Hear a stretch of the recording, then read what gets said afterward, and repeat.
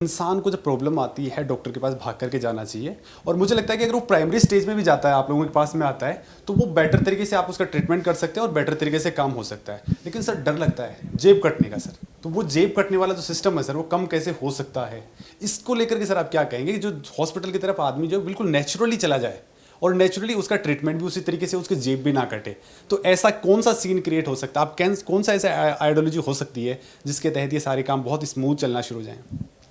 मैं इसका जवाब तो दूंगा, पर बहुत लोग पसंद नहीं करते ये बात।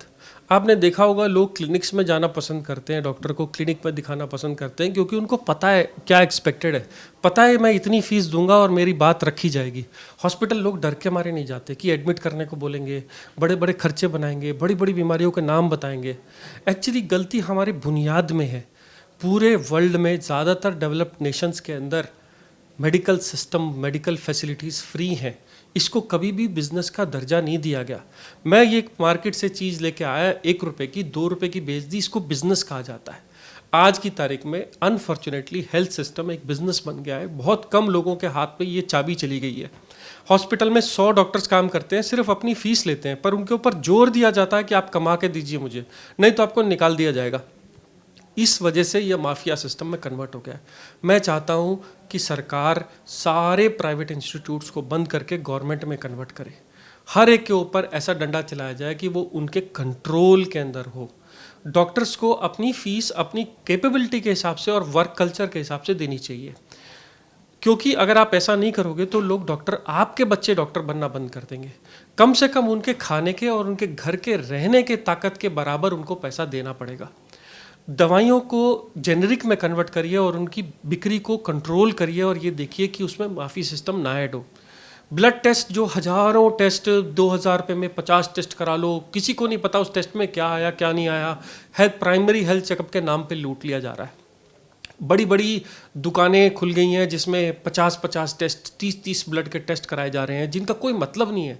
उस आदमी को टेस्ट नहीं मिल रहा जिसको ज़रूरत है, और उसको मिल रहा है जिसको कोई ज़रूरत नहीं है, और उसको ज़बरदस्ती कराया जा रहा है। ये सब टेस्ट, हेल्थ चेकअप्स कराए जा रहे हैं, स्कूलों में जा करके, बड़ी बड़ी ऑर्गेनाइजेशन में जाके कराए जा रहे हैं। हेल्थ सिस्टम को मिसयूज़ किया जा रहा है, एब्यूज़ किया जा रहा है। हेल्थ सिस्टम बहुत मुश्किल से मिलता है। It is a boon to society. एक सोसाइटी में डॉक्टर और हेल्दी सोसाइटी होना एक सोसाइटी की बहुत बड़ी किस्मत की बात होती है। इसको कैसे यूज़ करना है, ये हमारे जो कंट्रोल करने वाली ऑर्गेनाइजेशंस हैं, ये उनके हाथ में होना चाहिए।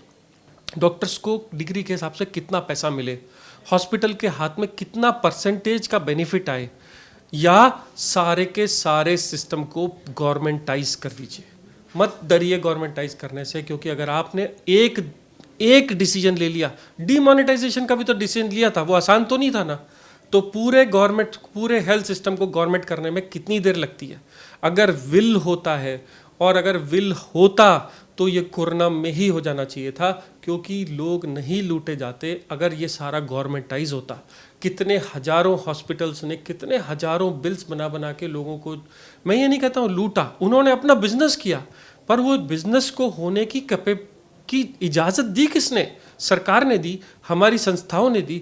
अगर मान लो सरकार उसी दिन बोल देती कि महाकाल आ गया है और अब मैं ये अलाउ नहीं करती, अब सारा का सारा सिस्टम हमारे हाथ में है, हम तय करेंगे कि कौन कितना कमाएगा और कौन कितना ले जाएगा, तो ये सब महामारी आती नहीं थी। लोगों के ऊपर, लोगों की जेब के ऊपर बोझ आता ही नहीं था। हमारी सैलरीज गवर्नमेंट देती, दवाइयों की जिम्मेदारी, ऑक्सीजन की जिम्मेदारी गवर्नमेंट उठाती। अगर ऐसा होता तो पूरे वर्ल्ड में इंडिया को सराहा जाता।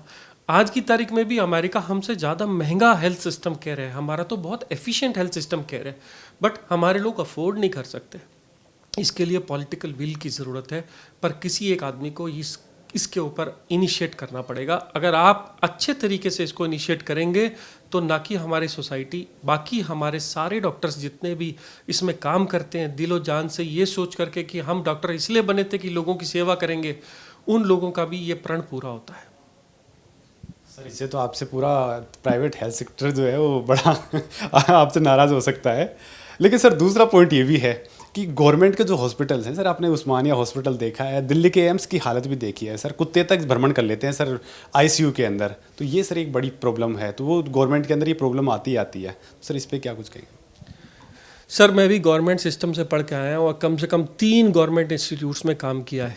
अगर आप मेरे मन की बात पूछे तो मैंने जो सबसे ज़्यादा केयर, अगर सबसे ज़्यादा मन से किसी आदमी की सेवा करी है तो गवर्नमेंट इंस्टीट्यूट में ही की थी। और आज की तारीख में भी जो नए डॉक्टर्स बन के गवर्नमेंट इंस्टीट्यूट्स में जाते हैं बहुत अच्छा काम करते हैं, क्योंकि उनको कोई लालच नहीं है, कोई पैसे की कमाई नहीं है। उनको तो रात में सिर्फ सोने को जाना है, 10,000 रुपये दे दो, उनका खाना हो जाता है, वो खुश रहते हैं। उसमें तो इतना पायस है कि वो तो एक मंदिर की तरह है गवर्नमेंट इंस्टीट्यूट। सिर्फ फ़र्क क्या है कि वहाँ की सफाई, वहाँ की बेसिक केयर, वहाँ की मेडिसिन, वहाँ की एक्सरे की मशीन अगर ख़राब होगी तो उसको रिपेयर कराने, संस्थान को चलाने के लिए एक विल चाहिए रहती है। काम करने वाले डॉक्टर्स आपके पास हैं, मेडिकल स्टूडेंट्स बहुत जी जान से मरीज की सेवा करते हैं।